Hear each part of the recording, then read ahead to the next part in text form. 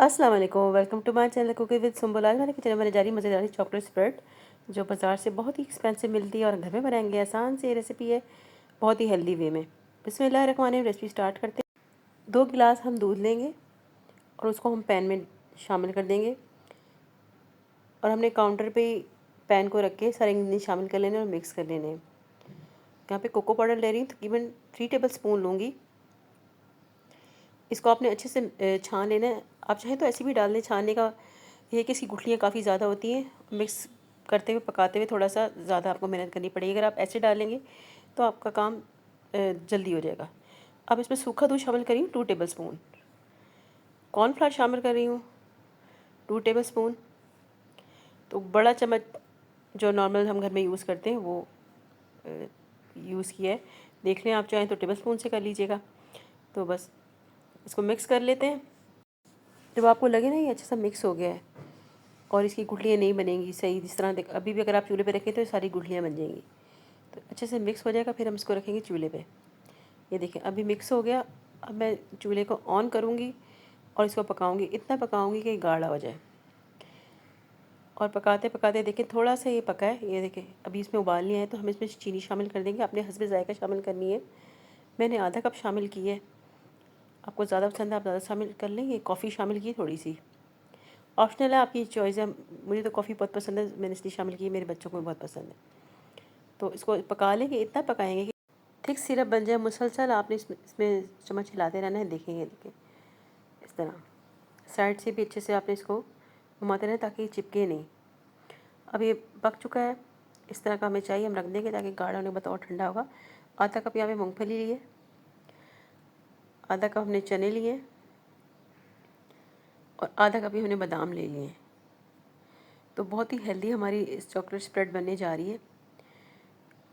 आप चाहें तो जूसर में बना लें, चॉपर में बना लें। यहाँ पे मैंने चॉपर लिए एक, और इसमें बहुत ही हेल्दी एक और इंग्रेडिएंट शामिल करेंगे। तकरीबन 5 टेबल स्पून शामिल करेंगे देसी घी के। यहाँ पे मैं 5 शामिल कर दिए और 1 टेबल स्पून उस वक्त शामिल करूँगी जब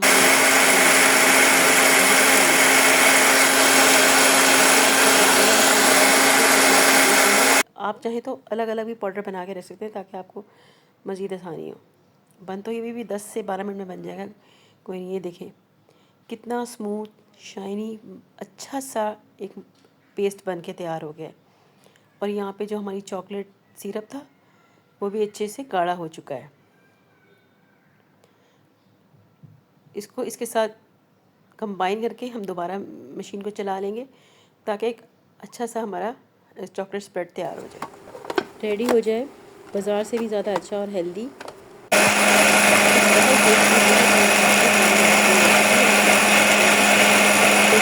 आप बार बार बनाएंगे। आप घर में केक बना रहे हैं तो उसमें भी शामिल कर सकते हैं।